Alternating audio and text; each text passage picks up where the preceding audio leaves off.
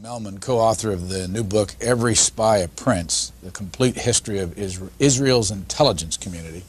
Who was Eli Cohen?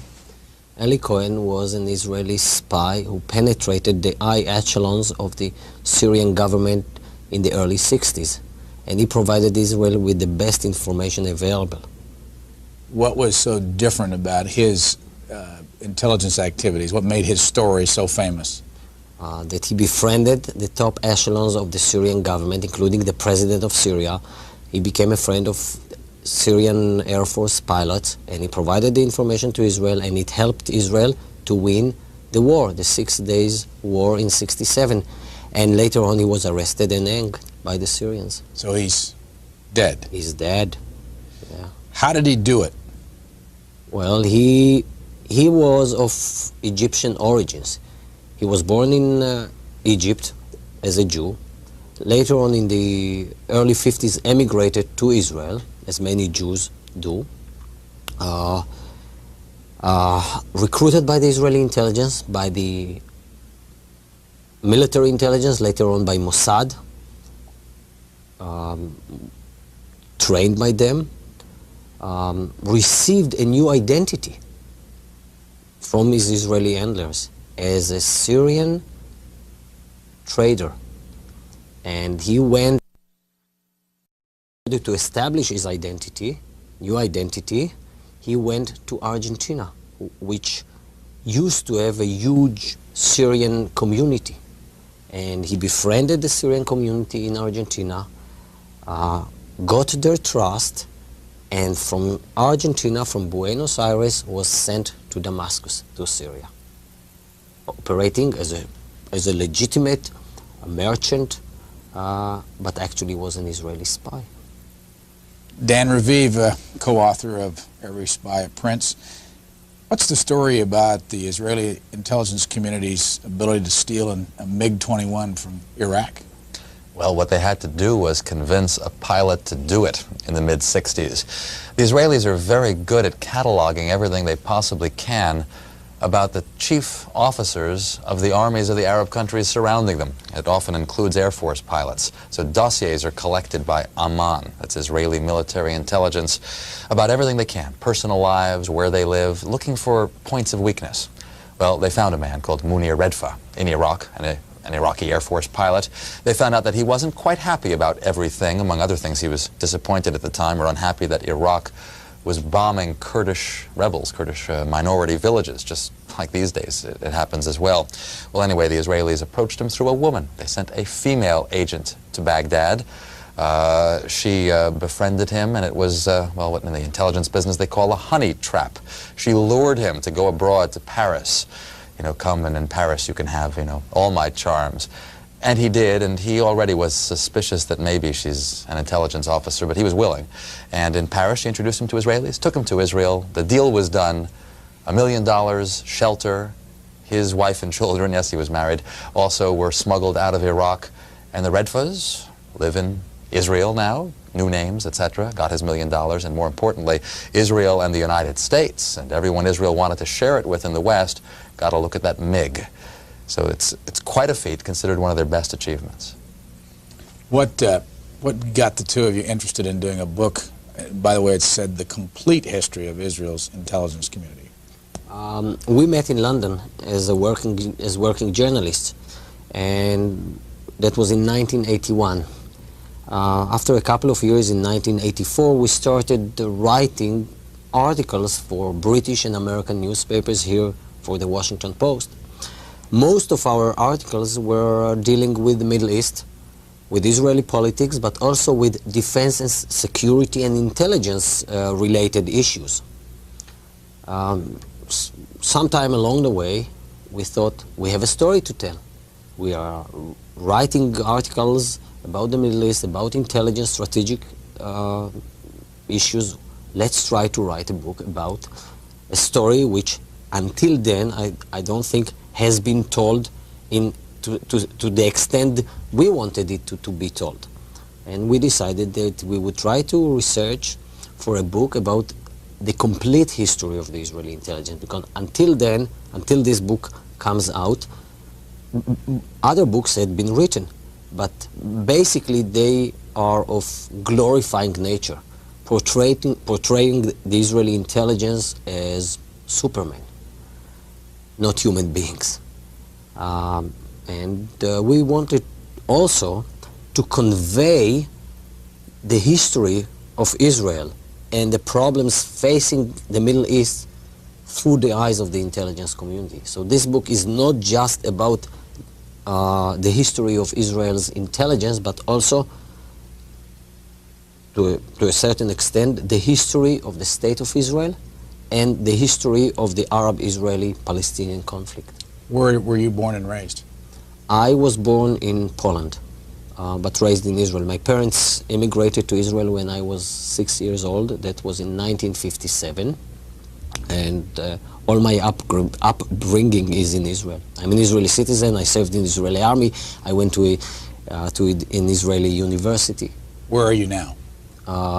I spent the last year at Harvard as a Nieman Fellow at Harvard University, and I'm going back to Israel to work as a journalist there. And by the way, when you go back to Israel, you still have military duty to do every year? Yes, as a reservist, up to 30, 40 days a year. Dan Raviv, where are you from? I'm a New Yorker, born in New York, raised in New York. City? Yeah, New York City, and my parents moved out to Long Island, where they are, and Harvard educated, but then moved overseas. Got a job with CBS News as a reporter in Tel Aviv. After 2 years there, moved to London, where I've been for the last 10 years with CBS News. We hear you mostly on the radio? That's right. There's some television work as well, mainly radio work for CBS. When did you first get interested in the intelligence story? In writing about Israeli politics with Yossi, writing some pieces for the Washington Post and other newspapers. And it was a repeated fact that a lot of the information came from, well, from Israeli leaks, from Israeli experts. And we were fascinated as well with how do they do it? How do they collect so much? How does it work?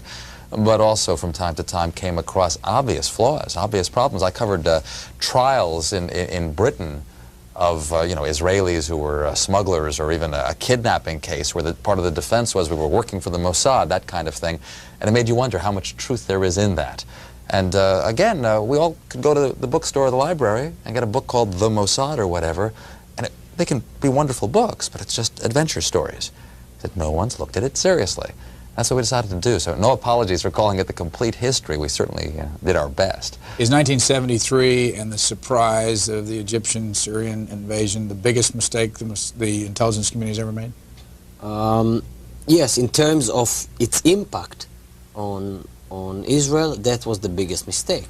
And it was a costly one.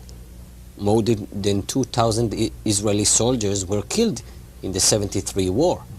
But in terms of the most embarrassing incident, I think that the failure in 1973, in July 1973, to assassinate the right person. Israel was after the leader of a Palestinian group, Black September, who was responsible for the massacring of Israeli athletes a year earlier at the Olympics. And Israel, as Israeli intelligence, as ordered by the Prime Minister then, Golda Meir, was after him and after his associates. 12 of them were assassinated by the Israeli intelligence, by a hit team selected by the Mossad. And mistakenly, in July 73, in a small town called Lillehammer in Norway, the Israeli hit team killed the wrong person, a poor Moroccan waiter.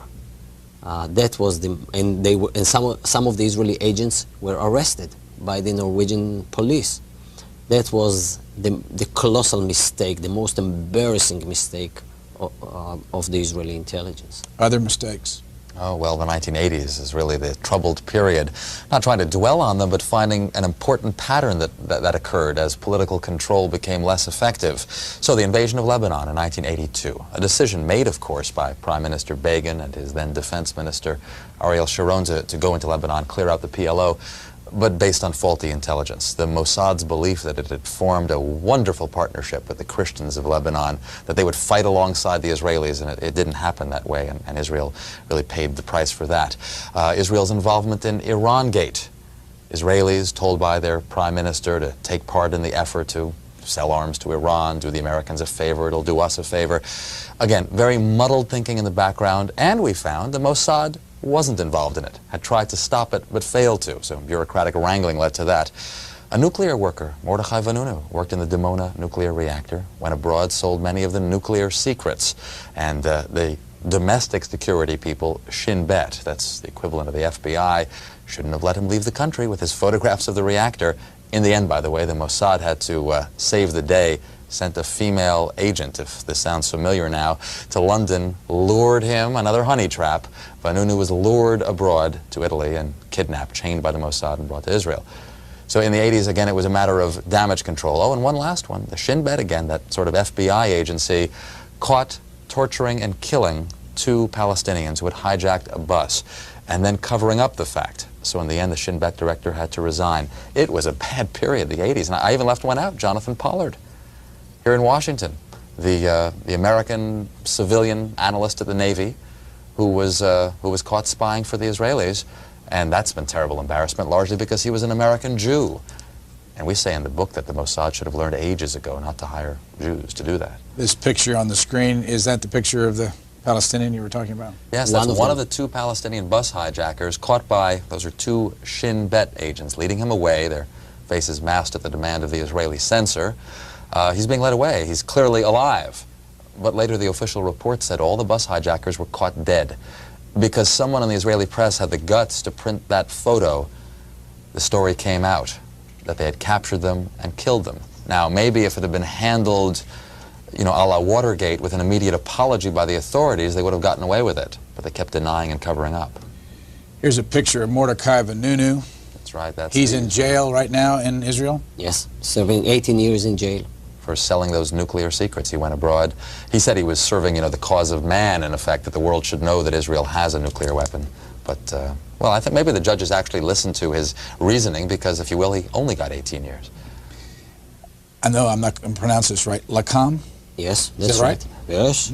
That's the Science Liaison Bureau, or the Israelis called it Lakam, which protected the nuclear secrets. We reveal that that was its real foremost function, but then ended up hiring Pollard, the American here in the U.S. who spied for Israel. How did you and find out about Lakam? When was the first time it was ever publicly mentioned? Over the Pollard affair. When he was caught. Yeah. Until 1985, when Jonathan Pollard was arrested here in Washington, no one knew about the existence of such a secret organization, not even in the Israeli intelligence community. It was the most sacred secret of the Israeli intelligence, which is secret, generally speaking. And when Jonathan Pollard was arrested, and Israel had to apologize for the U.S. government, it was revealed that he was recruited and handled by Lakam, the SLB, the Science Liaison Bureau. And many eyebrows were raised in Israel. Lakam? We've never heard of. What's that? And it's a genuine agency, or it was, because it was disbanded right away. To please the Americans, Prime Minister Shimon Peres disbanded Lakam. Who does the same job that Lakam used to do now? Other people in the Defense Ministry. Its main job, again, protecting the nuclear program and also acquiring scientific and technological information from around the world. And there's no question the Israelis still have to do that. Let me ask you about this book. Can you buy this book in Israel today? Sure. It came out in Hebrew in Israel, and quite modestly, it is a bestseller in Israel as well. How much of what you tried to put in here was kept out by the censors? Very little, to be frank. I think we'd have to admit, it is very little. The chapters that Yossi wrote, which in effect came out of Israel, went through the military censor, and there was some haggling, and there always is that. It's a fascinating system of censorship. You can go to the censor and complain, why did you take out that paragraph and deal? But I think we have to admit... I had to submit my chapters to the Israeli censorship because I'm an Israeli citizen. He's subject to those laws. But you also have to admit that you know enough about the system that a little bit you censor yourself. For instance, we knew that there's no point. You can't name the current director of the Mossad. Why try? What's the point? So we didn't. Why won't they name... As a matter of fact, it's one of the interesting things in the front of the book here. I don't know whether James can get a tight shot of it. You list people who have run the different agencies, and right there near the one that's, I can't see the date, was it 1987? 1989. Just last year, the new director of the Mossad took over, and in parentheses we say, disclosure forbidden by Israeli law. What would have been the point? I'll be frank, we could have had his name, but what's the point? That's not the point of this book. And I might land in a jail. Yeah, we'd miss Yossi terribly. Now, under this section here, the commanders of military intelligence, Aman, you see a name twice there that's now fairly famous, Chaim Herzog. Who is he, and what did he do? He is now the president of the State of Israel. And he came from intelligence background. He was trained by the British during the Second World War as an intelligence officer, operated in Europe. After the war, he immigrated to Israel, joined the Israeli army in 1948, and a year later became the second director of Israel's military intelligence, of Aman. Then he was assigned to Washington to work as the military attaché here at the Israeli embassy. In 1954, he returned to Israel, rejoined the army, stayed in the army, and in 1958, once again was recalled to become the commander of the military intelligence. Later, a brilliant military analyst, got into politics. Let's not forget, in the United States, we have President Bush, who was a CIA director. It's not quite the same thing, but of course, it's a test of a man's mettle, of his patriotism. Very much trusted. Did a great job in military intelligence, so people would trust him. He has a wonderful reputation. Prime Minister Shamir. Also an intelligence background. In his case, not military intelligence. The Mossad, the foreign espionage arm, the most famous of the agencies, if you will. But Shamir won't tell you exactly what he did. He worked in Paris as operations chief for Europe for a decade, from 1955 to 65, and got his experience of the world, went to lots of countries. Including some Arab countries, undercover. I read somewhere, and was it Shimon Peres who used to fly back and forth and meet with him in Paris? Not with him. Paris at that time, when Shamir was in Paris working for the Mossad, Peres was in charge of, he was the Director General of the Defense Ministry. He was Director General of the Defense Ministry, and he was and Peres was conducting his own mini foreign policy, cementing the relations between Israel and France. In the 50s until the 60s, France was the major ally and supporter of the State of Israel. Only in the mid-60s, this role was taken over by United States. But I don't think that Peres at that time met with Shamir. That was, that if they did, they broke an important intelligence rule. That's the rule of compartmentalization or departmentalization. It means that you should not know the names of your agents. Or what the others are doing, and you do your own thing, so to speak. Exactly. But all these years later, and it's fascinating in Israel, it is something to be proud of, because Peres now in his campaign appearances, when he speaks, for the Labor Party, will always point that out, that, I was involved in clandestine business as well. I helped make sure that Israel has a certain something in Dimona, obviously referring to the nuclear reactor. Or I made sure that we were friendly with France, which meant a lot. People are proud of clandestine experience, whereas perhaps in America, people would be ashamed. And it was France who gave Israel in 1956, 1957, its first and only nuclear reactor. It's a big, meaningful one. There was a little research one, but yes. Yes. And so the French were vital. So Paris has something to be proud of, but fascinatingly, he can't reveal it all either. We've been jumping all around here. Let's go back to the beginning and get the basics on the table. How many people in Israel are involved in intelligence activities? Well, it's a state secret. Nobody would tell you exactly. But we believe that there are more than 10,000 people involved directly, employed directly by the various branches of the Israeli intelligence, mainly the military intelligence. One has to remember that the military intelligence, Aman, is the largest and the most important intelligence organization in Israel, Okay, and before the Mossad. Before you get to that, I want to show the audience that how these different organizations are spelled and explain them each, because you have three major intelligence gathering organizations in Israel. You start with the Mossad. What is it? Mossad means institute, by the way, and this is an institute for intelligence and special operations. So the Mossad is the foreign espionage arm. Compare it to the CIA. All right, go down here to the... Next one is Aman, right? Military intelligence. It's a Hebrew acronym, so it is the intelligence arm of the armed forces. As Yossi was saying, it in fact is the largest and most important. And then it says Shin Bet, two Hebrew letters, initials for security services. That's the domestic agency, the equivalent of the FBI. Which one of the three is the most important? Oh, it would be Aman, the military intelligence. Nothing is more important than you're watching your Arab neighbors for actual movements of troops, how many tanks they have, where are the aircraft. All these other missions that we described are fascinating, and even getting, thousands of Jews into the country is vital. But war, having a sign that war is coming, that's the key, and that's Aman's job. Which is the second most important? The Mossad. The problem with Aman, with the military intelligence, is that it lives in the shadow of the flamboyant Mossad.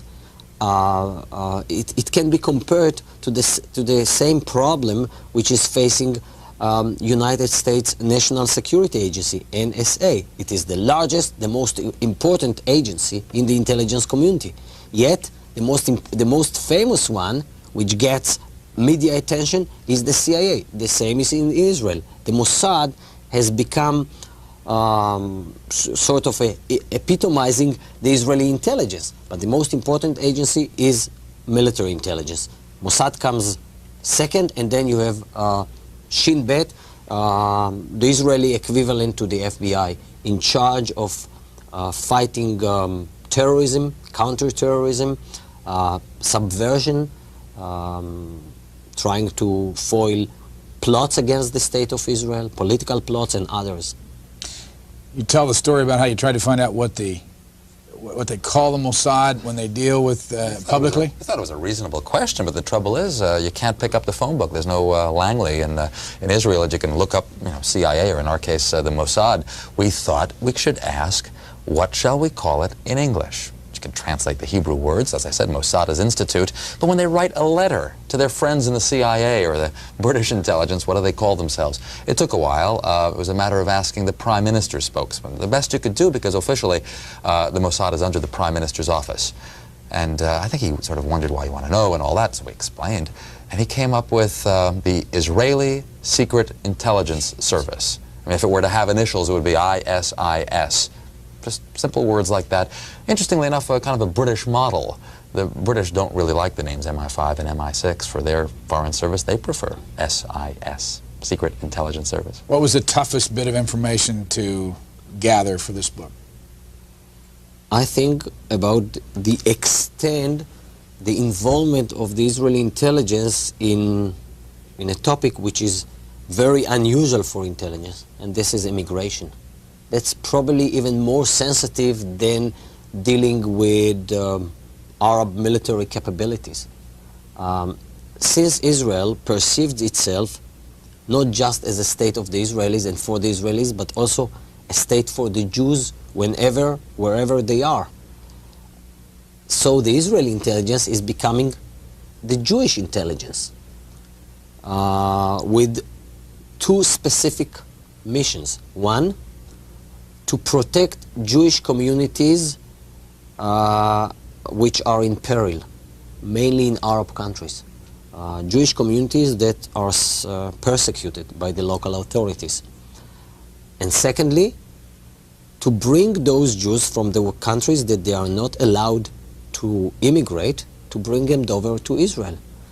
Recently, the Israeli intelligence was trying, and is still trying, to bring over Ethiopian Jews from Ethiopia, what was known as Operation Moses. So that, I think, was even more, it was tougher than researching for Mossad or for Aman. And there is a special unit dealing with Jewish immigration. First of all, how do you become a member of one of these intelligence gathering organizations, and who cannot be a member? Well, the latter question's hard to say. They ought to be open-minded, and they might be, but most of the agents or operatives that they recruit are from elite combat units. People, usually men in the Israeli armed forces, who prove their courage and their intelligence, their smarts in these units. Occasionally, we even spotted a newspaper ad, which appeared to be from the intelligence community, asking for people with military experience and languages, foreign passport preferred, for interesting work abroad. Well, it sounded like it was probably for the Mossad, so maybe they're having a little bit of trouble recruiting, which we indeed had heard. So, personal recommendations, it could be through academic institutions. The Army still is the key, which of course makes it hard for women, by the way, because you don't have women in combat units. You have to be Jewish. Well, no. Not necessarily. Actually not. Even in the Israeli Army, not everyone is Jewish. It's difficult to be an Arab Muslim and be in the Israeli Army, but they have volunteers as well. There have been Druze, certainly, that minority that's in several countries of the Middle East, including Israel. Circassian Muslims, it's a particular group of Muslims, some of whom have been wonderfully patriotic to Israel. That's a matter of volunteering, as I say, and there are volunteers. During a recent American involvement in Panama, I know at least in this network, there were a tremendous number of calls about an Israeli Mossad agent by the name of Harari. Mike Harari. Fellow with the dark glasses. Fellow with the dark glasses, right here. This is Mr. Noriega. Whatever happened to Mike Harari, and how did he get to be this man's intelligence assistant? Mike Harari was an intelligence officer for many, many years. He worked for the Shin Bet, for the domestic security service in the early 50s. Later on, he joined Mossad, the foreign arm of the Israeli intelligence. He became an operational officer for the Mossad. In 1972, he was selected by the head of the Mossad at that time, General Tzvi Zamir, to lead the hit team, which was after Palestinian terrorists involved in the Munich massacre of the Olympics. After the failure of 1973 in Norway, Mike Harari was not asked any questions. The failure was swept under the carpet, and the intelligence community tried to avoid the embarrassment by ignoring what happened without establishing inquiry committees to investigate what really happened, what went wrong. And even maybe as a prize, as an award, he was given a station assignment to be station chief in Central America, in Mexico. And for 6 or 5 years, he worked for Mossad, for the Israeli intelligence, in Mexico City, in charge of Israeli activities, Mossad intelligence activities in Central America. That's how he befriended Colonel Noriega. Now, in 1980, he retired, he left the service, he left the Mossad, started working as an independent, legitimate businessman, as an insurance broker in Israel. He wasn't so successful, and he realized that actually what he knows is his old craft, the intelligence craft. And he went abroad and started working for Colonel Noriega and became his right-hand man. On the day of the American invasion, he got out somehow. That's a very interesting and good question, yeah. We think the Americans could have caught him if they'd really wanted to. Perhaps you'll recall there were rumors on the very day and the next day that they had caught the Israeli former Mossad man who had been Noriega's right-hand man. But they didn't seem to have caught him because he turned up in Israel and gave a TV interview, the first in his life, in which he said, "Why is everyone picking on me? I was doing work in Central America. I'm a nice fellow. I got my own company here. Leave me alone. If you keep saying these things about me, you're putting my life in danger." Very first interview in his life. At the beginning of this year, January of this year. Anyway, in Panama, I can't say that we yet have the full explanation, but we've concluded that it's more likely that Harari, like many Israeli intelligence operatives, and in this case a former one, knew who's the winning side. He could see Noriega was on his way down, the Americans soon to come in. He probably more or less jumped sides, probably gave the Americans some information, probably was allowed to slip out just beautifully, easily, got back to Israel. Are there others who used to be Mossad, Shin Bet, Aman, who are now mercenaries around the world? Well, this is one of the major concerns of this book. We have a special chapter called Business at All Cost, a chapter which is dealing with the phenomena that many Israeli veterans of the intelligence community of the armed forces are looking for new jobs as consultants, as trainers, and some of them are landing up with the most brutal regimes in the world, training drug dealers in Colombia, assisting dictators in Africa, working with brutal regimes in Central America. And we believe that the Israeli government must tighten its control over its citizens. Most of them are not anymore in service. They don't work for the government. They don't represent the agencies. They are privateers. We call them formers, former intelligence officers, former military officers. They believe that they served Israeli interests. We think that they give Israel a bad name. The Israelis have to learn how to cut them off and or employ them or make it clear who they are and who they aren't. And it has just ruined Israel's name in many places. Is it hard to stay objective? You've been on this story, what, 10 years? 12 years in my case, yeah. I got to Tel Aviv in '78. I mean, I consider myself a professional fence sitter, and I don't find it terribly hard. First, in Israeli politics, between the Labor Party and the right-wing Likud, I listen to both. There's a lot of sense in what they both say and a lot of problems in what they both say. And then you get the Arab-Israeli dispute.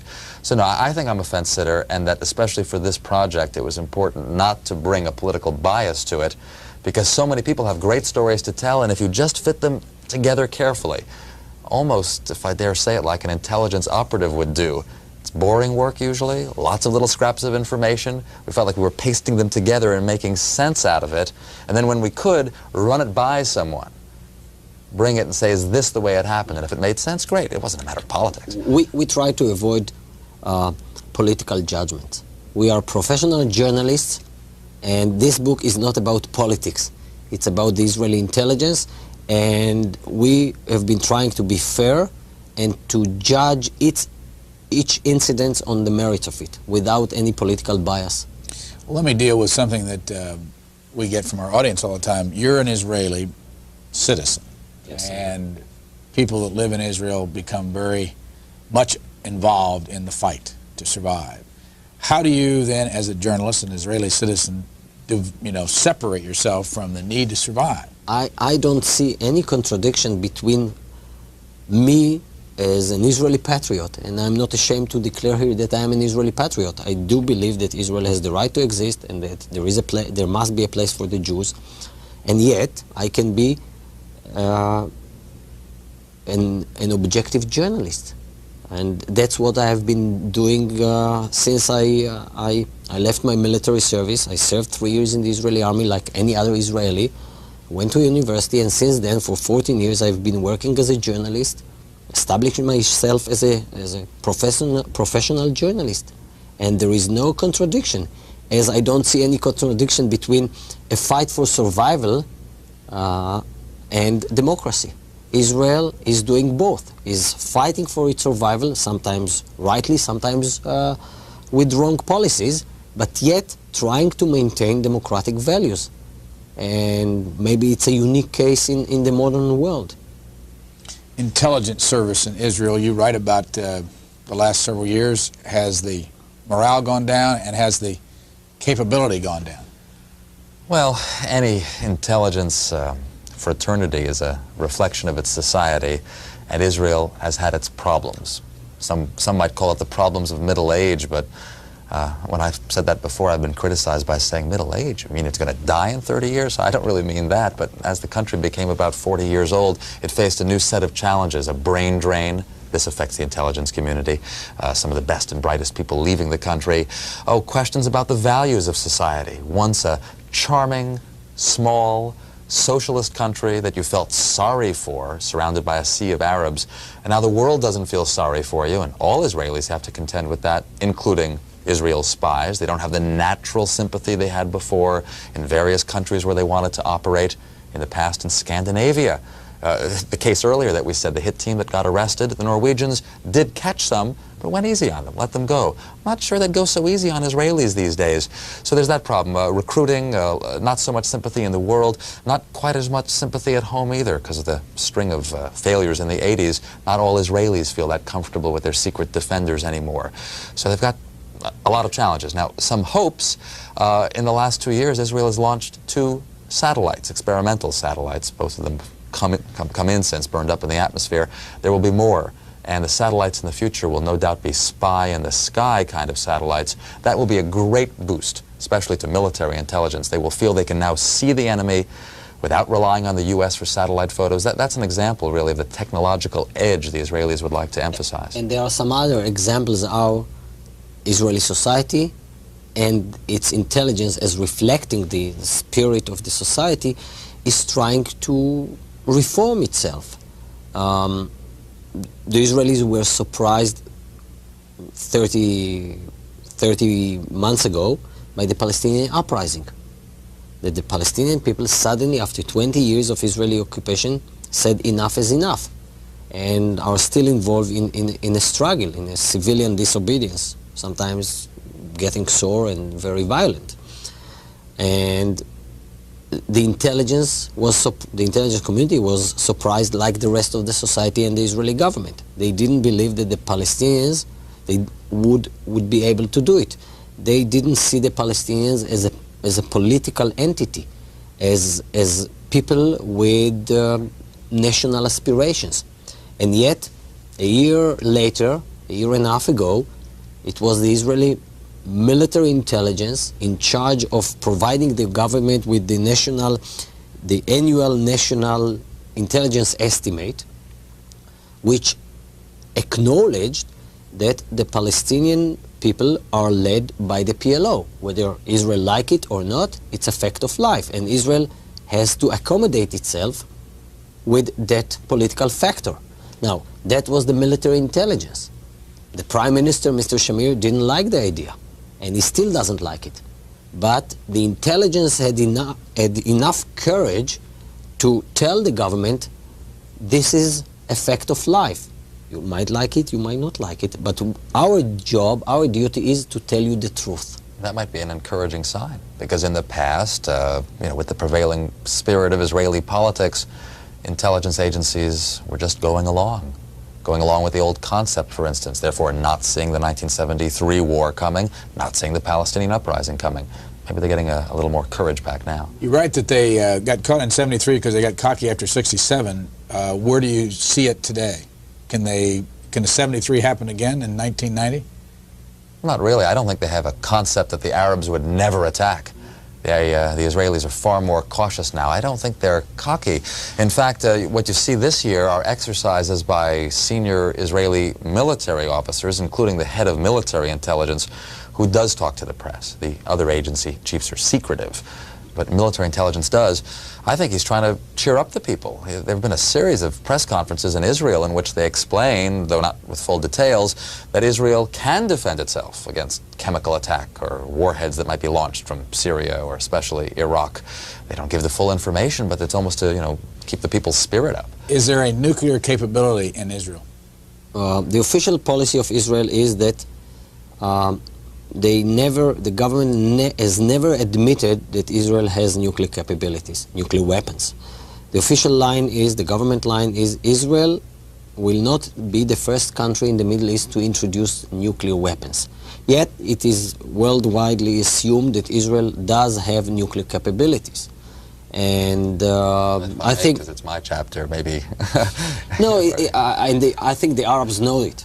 I mean, especially after Mordechai Vanunu, who worked at the nuclear installations in Dimona, went abroad and told this story, sold this story for a British newspaper.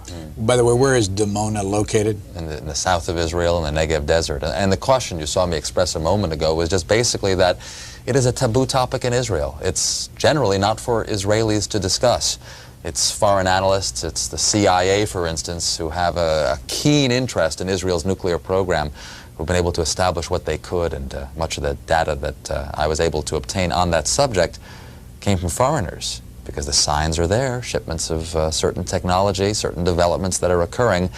And I don't think the Israelis really want you to think they don't have the nuclear bomb. In other words, they want you to think they do, because that has a deterrence effect. The Iraqis are much less likely to start a war if they think that they'd immediately be destroyed by a nuclear bomb. And the deterrence, well, it actually seems to work. You write about Saddam Hussein, and before I ask you the question about him, when was this book, when did you put it to bed? What was the date? The end of January this year. And you indicate in here that Saddam Hussein of Iraq is trying to build up the largest force in that part of the world and become the leader militarily, and we've just experienced an example of it. Did that surprise you at all, what he did with Kuwait and the oil? No, I'm not surprised. And he might have a few more surprises in his pocket. Can the Israelis handle 1 million people under arms in Iraq? Well, it's a tough question. And the Israeli intelligence, the Israeli armed forces are very much concerned about the size of the Iraqi army, and even more than that, about its quality.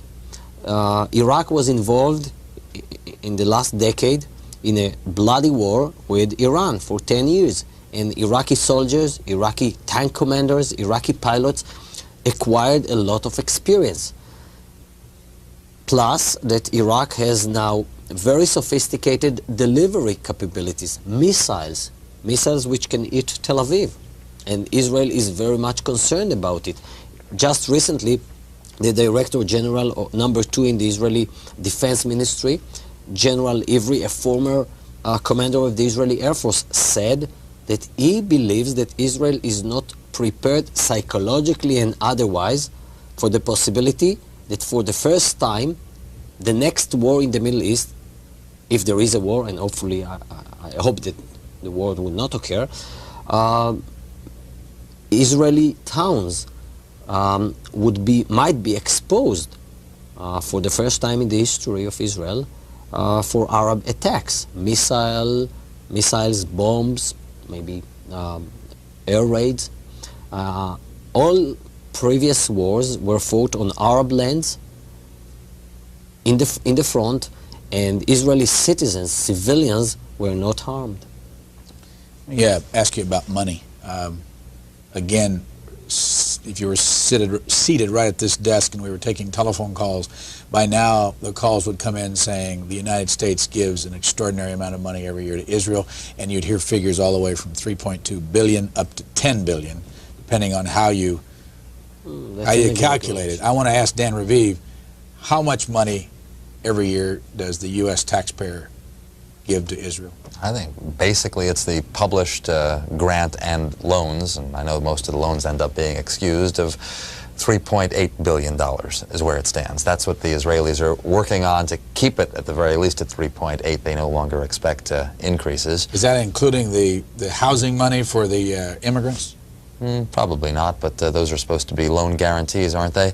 And it's not going to exceed that by much, even if it touches $4 billion because of some special allocations, because of special needs.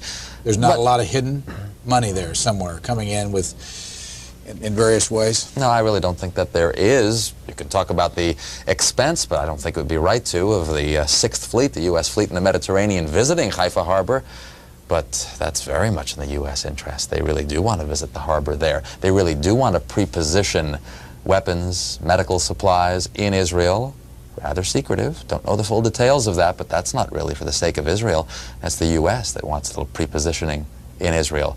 I guess what I'm trying to say is, and I hear it all the time when I go to Israel, they don't want to tell me everything, but they're always trying to assure an American visitor, such as myself, that it's worth it. The U.S., you guys are getting the value. You are. Did anybody come to you, Yossi, either one of you, as a matter of fact, and say, don't write this book? No.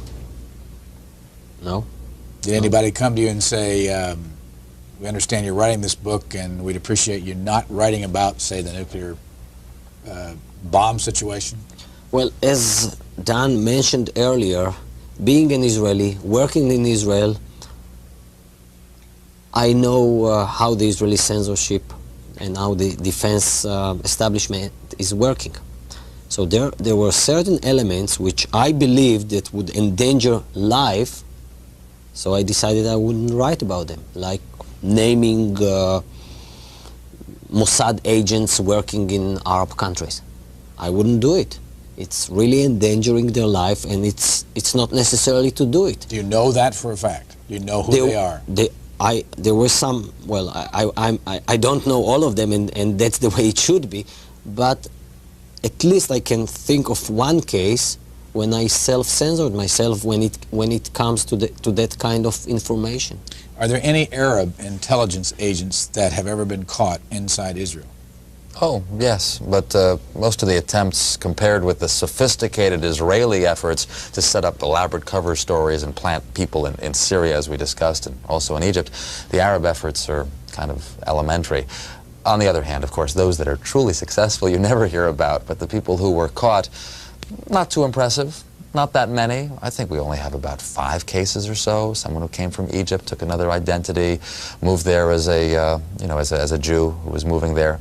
The concern by the Israelis is really much more, it has been with Soviet bloc penetration. Well, now there's not a Soviet bloc, but has been with that concern. They've been on the lookout for communist country penetration, always in the belief, and it was a valid one, that the Soviet Union would pass along almost everything it learned to Syria, or sometimes to Egypt, in other words, to Israel's enemies. So they're on the lookout for Soviet agents, and they still are.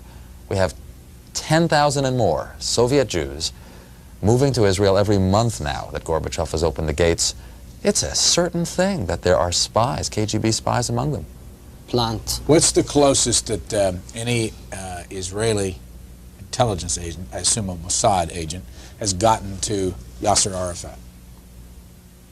Well, Yasser Arafat was, for several years at least, in the early 60s and maybe even early 70s, top on the Israeli agenda. The Israeli intelligence wanted to get him. Assassinate him.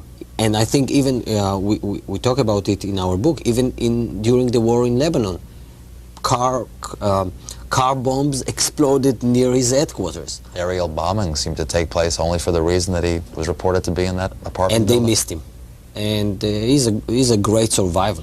And he survived endless attempts on his life, not just by Israeli agents. Also, he has a lot of Arab enemies, Palestinian extremists such as Abu Nidal, Syrian agents.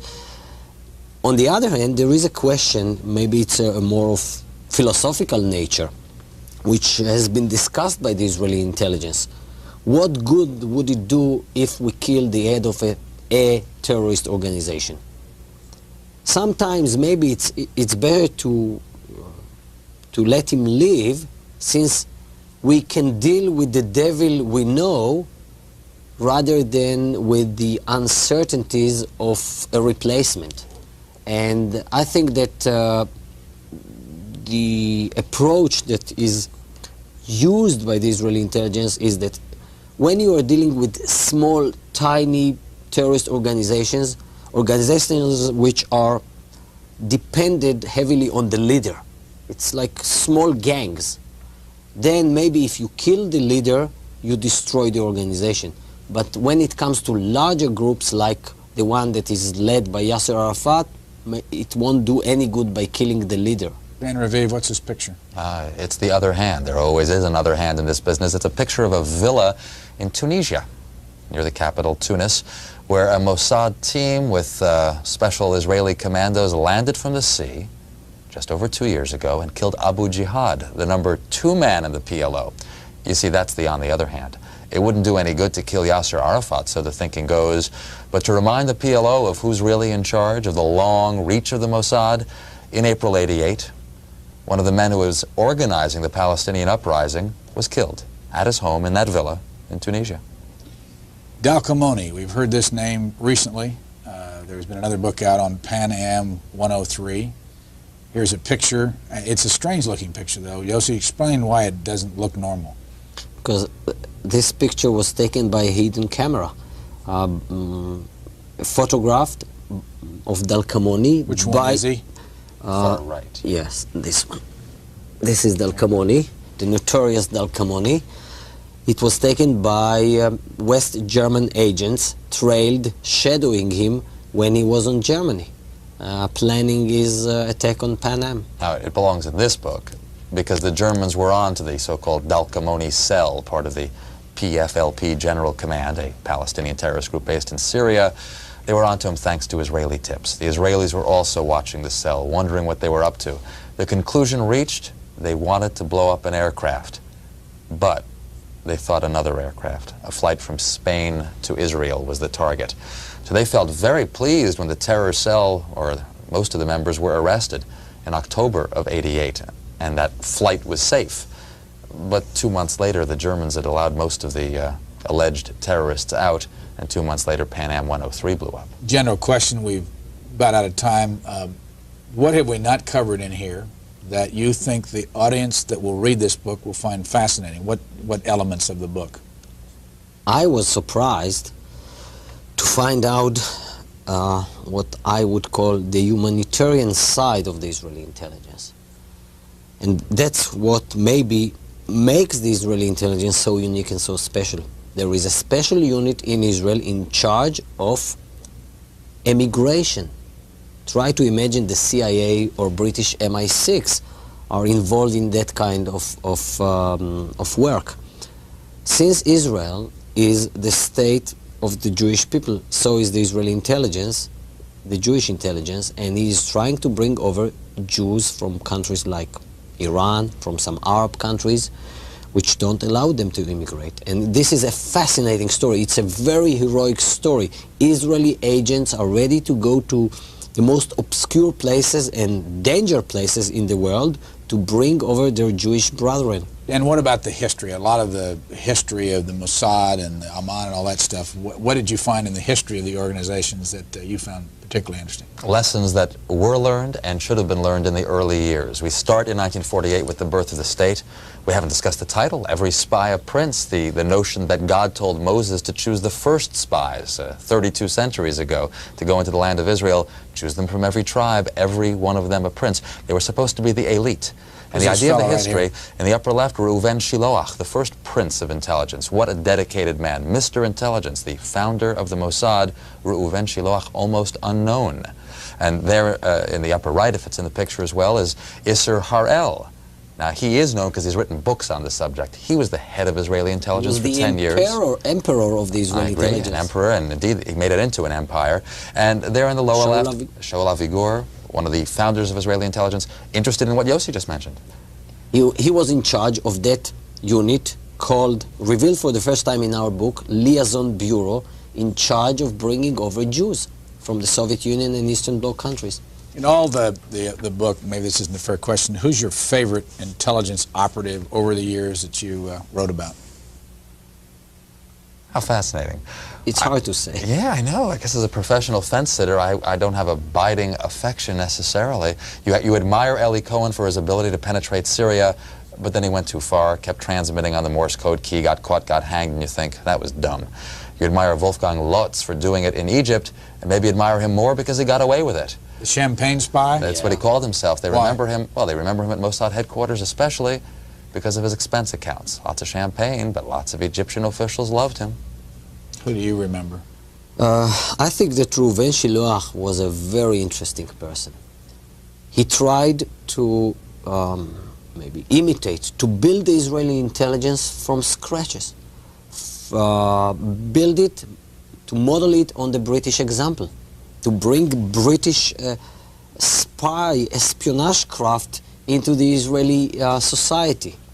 And he was laying down all the fundamental details which later on became so obvious, so identified with the Israeli intelligence. He had the imagination to even know that Israel should negotiate with Arabs. Last question. We are out of time. This book is dedicated to Dory, Jonathan, and Emma. Who are they? My wife, my 2 kids. And to Billy and Yotam. My wife and my kid. The name of the book is Every Spy a Prince, the complete history of Israel's intelligence community. Our 2 guests have been Dan Raviv and Yossi Melman. Thank you, gentlemen, both for joining us. And to our audience, have a good evening. The Redfas live in Israel now, new names, etc., got his $1 million, and more importantly, Israel and the United States, and everyone Israel wanted to share it with in the West, got a look at that MiG. So it's quite a feat, considered one of their best achievements. What got the 2 of you interested in doing a book? By the way, it said the complete history of Israel's intelligence community. We met in London as working journalists, and that was in 1981. After a couple of years in 1984, we started writing articles for British and American newspapers here for the Washington Post. Most of our articles were dealing with the Middle East, with Israeli politics, but also with defense and security and intelligence related issues. Sometime along the way, we thought we have a story to tell. We are writing articles about the Middle East, about intelligence, strategic issues. Let's try to write a book about a story which, until then, I don't think has been told to the extent we wanted it to be told. And we decided that we would try to research for a book about the complete history of the Israeli intelligence, because until then, until this book comes out, other books had been written, but basically they are of glorifying nature, portraying the Israeli intelligence as supermen, not human beings. And we wanted also, the Syrian community in Argentina got their trust, and from Argentina, from Buenos Aires, was sent to Damascus, to Syria, operating as a legitimate merchant, but actually was an Israeli spy. Dan Raviv, co-author of Every Spy a Prince. What's the story about the Israeli intelligence community's ability to steal a MiG-21 from Iraq? Well, what they had to do was convince a pilot to do it in the mid-60s. The Israelis are very good at cataloging everything they possibly can about the chief officers of the armies of the Arab countries surrounding them. It often includes Air Force pilots. So dossiers are collected by Aman, that's Israeli military intelligence, about everything they can, personal lives, where they live, looking for points of weakness. Well, they found a man called Munir Redfa in Iraq, an Iraqi Air Force pilot. They found out that he wasn't quite happy about everything. Among other things, he was disappointed at the time or unhappy that Iraq was bombing Kurdish rebels, Kurdish minority villages, just like these days it happens as well. Well, anyway, the Israelis approached him through a woman. They sent a female agent to Baghdad. She befriended him, and it was, well, what in the intelligence business they call a honey trap. She lured him to go abroad to Paris. You know, come and in Paris you can have, you know, all my charms. And he did, and he already was suspicious that maybe she's an intelligence officer, but he was willing. And in Paris, she introduced him to Israelis, took him to Israel. The deal was done. $1 million, shelter. His wife and children, yes, he was married, also were smuggled out of Iraq. And it was a repeated fact that a lot of the information came from, well, from Israeli leaks, from Israeli experts, and we were fascinated as well with how do they do it? How do they collect so much? How does it work? But also from time to time came across obvious flaws, obvious problems. I covered trials in Britain of you know, Israelis who were smugglers, or even a kidnapping case where part of the defense was we were working for the Mossad, that kind of thing. And it made you wonder how much truth there is in that. And again, we all could go to the bookstore or the library and get a book called The Mossad or whatever, and they can be wonderful books, but it's just adventure stories. That no one's looked at it seriously. That's what we decided to do. So no apologies for calling it the complete history. We certainly did our best. Is 1973 and the surprise of the Egyptian-Syrian invasion the biggest mistake the intelligence community's ever made? Yes, in terms of its impact on Israel, that was the biggest mistake. And it was a costly one. more than 2,000 Israeli soldiers were killed in the 73 war. But in terms of the most embarrassing incident, I think that the failure in 1973, in July 1973, to assassinate the right person. Israel was after the leader of a Palestinian group, Black September, who was responsible for the massacring of Israeli athletes a year earlier at the Olympics. And Israel, as Israeli intelligence, as ordered by the Prime Minister then, Golda Meir, was after him and after his associates. 12 to convey the history of Israel and the problems facing the Middle East through the eyes of the intelligence community. So this book is not just about the history of Israel's intelligence, but also, to a certain extent, the history of the State of Israel and the history of the Arab-Israeli-Palestinian conflict. Where were you born and raised? I was born in Poland, but raised in Israel. My parents immigrated to Israel when I was 6 years old. That was in 1957. And all my upbringing is in Israel. I'm an Israeli citizen. I served in the Israeli army. I went to an Israeli university. Where are you now? I spent the last year at Harvard as a Nieman Fellow at Harvard University, and I'm going back to Israel to work as a journalist there. And by the way, when you go back to Israel, you still have military duty to do every year? Yes, as a reservist, up to 30, 40 days a year. Dan Raviv, where are you from? I'm a New Yorker, born in New York, raised in New York. City? Yeah, New York City, and my parents moved out to Long Island, where they are, and Harvard educated, but then moved overseas. Got a job with CBS News as a reporter in Tel Aviv. After 2 years there, moved to London, where I've been for the last 10 years with CBS News. We hear you mostly on the radio? That's right. There's some television work as well, mainly radio work for CBS. When did you first get interested in the intelligence story? In writing about Israeli politics with Yossi, writing some pieces for the Washington Post and other newspapers. Melman, co-author of the new book, Every Spy a Prince, The Complete History of Israel's Intelligence Community. Who was Eli Cohen? Eli Cohen was an Israeli spy who penetrated the high echelons of the Syrian government in the early 60s, and he provided Israel with the best information available. What was so different about his intelligence activities? What made his story so famous? That he befriended the top echelons of the Syrian government, including the president of Syria. He became a friend of Syrian Air Force pilots, and he provided the information to Israel, and it helped Israel to win the war, the 6 Days War in '67. And later on he was arrested and hanged by the Syrians. So he's dead? He's dead, yeah. How did he do it? Well, he was of Egyptian origins. He was born in Egypt as a Jew. Later on in the early 50s emigrated to Israel, as many Jews do. Recruited by the Israeli intelligence, by the military intelligence, later on by Mossad.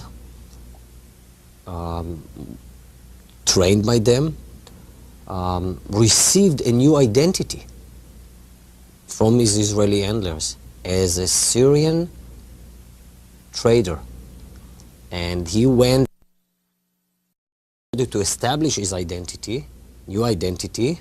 He went to Argentina, which used to have a huge Syrian community, and he befriended the